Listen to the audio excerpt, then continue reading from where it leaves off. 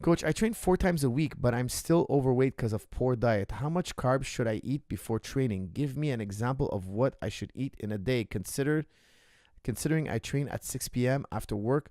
God bless. That's from Denzel. Denzel, I would tell you, eat carbs in the morning and lunch, no carbs at night. And even better, if you can avoid dinner altogether, eat breakfast, have a snack, and then lunch. Lunch will be your dinner. And eat a regular meal. Do not eat a third meal. There's no need for a third meal. One meal in the morning, one snack. Of course, like I say in Fasting for Fitness, we only eat highly dense, nutritionally dense foods. It has to be nutritionally dense, because if you don't eat nutritionally dense foods, you're still going to be hungry. This is very important, okay? I like in the morning oatmeal or 2 toasts and 2 eggs. Okay, you have to have high nutrient foods, dense. They have to be nutrient dense. If you eat something very weak in nutrients, your body's going to call for more food, especially if you're training. Your body needs a lot of nutrients. So I talk about this, what I like for breakfast, etc. And eggs are a very good source of nutrients, etc. Anyways, I have a whole list of foods. You eat those foods, they're satiating. Protein is satiating, etc. Skip dinner. If you can't skip dinner, if you find yourself like you're too hungry, eat a dinner with no carbs. Have a chicken salad. You don't need carbs anymore. Okay, you eat carbs in the morning. Now, if you really want to get lean, eat carbs in the morning, no carbs for lunch, and no carbs in the evening. Okay, carb loads in the morning, because you have all day to burn off those carbs. You don't want to eat carbs later at night. I know there's a big debate about this, but I've experimented with it over the years with various fighters, various athletes. I find that eating carbs at night does in fact put weight. However, there are strategies. I don't want to exclude certain strategies where people eat carbs at night and not in the day. Okay, but personally, I don't like that. You eat carbs in the morning, fast-acting carbs like oatmeal, easy to digest. You go to practice, spend those carbs. Studies show that people who train on carbs will train more intensely. And if you're in a glycogenic sport, you need those carbs. I recommend you stop eating after 6. I was talking to the guys today, in the gym. We're talking about, the importance of measuring your waist. Some guys were talking about weight cutting.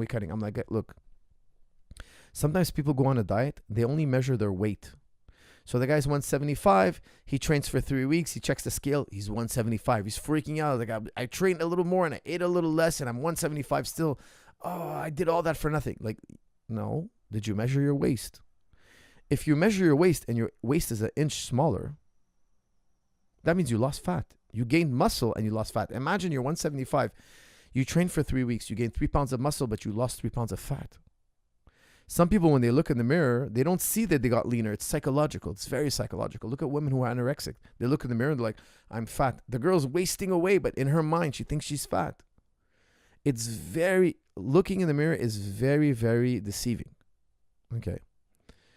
When you measure your waist and you measure your weight, you can tell now if you're putting on muscle and losing fat or losing fat. Okay. So me, I measure my waist. When I'm on my diet, I want to get to a 1-digit body fat percentage. I want to sharpen up my diet. I do it every year on my birthday. I like to lean up really, really lean. I feel like it keeps me young. It keeps me at that base point. I never feel like I'm getting older. I feel like I'm just as lean and just as strong and just as fast. Now, I have to measure my waist because the scale can only give me so much information. When you measure your waist, you want to measure the thickest part of your belly all the way around. You want to measure it at the same time every day. I do it on a regular basis when I'm leaning out. It will tell you if you're on the right track. Now, if you gain 3 pounds on the scale and your waist grew, something's wrong with your diet. Okay, so that's a very important tip. Eat your carbs more in the day. Try to skip dinner, guys. Dinner is overrated. You don't need dinner. Lunch, a snack, breakfast, a snack, lunch. That's it. There's no need for dinner. Now, I also talk about in the book, I eat socially too. Like, so let's say I'm going to my family's house, whatever. I'm going to a family dinner and it's a dinner. Okay, well, now I have to skip another meal. I talk about how I carb load for the practice. Then I don't eat anything. I do OMAD. I do 1 meal a day. So there's a lot of strategies. Check out Fasting for Fitness. I'm sure it'll be more clear. But basically, try to skip dinner. Try to skip 1 meal every day. You don't need 3 meals, and don't overeat on the third meal. Because let's say you skip lunch, don't overeat on dinner time. Eat a regular dinner. Okay. I also talk about precision fasting. There are many, many strategies. Pick one.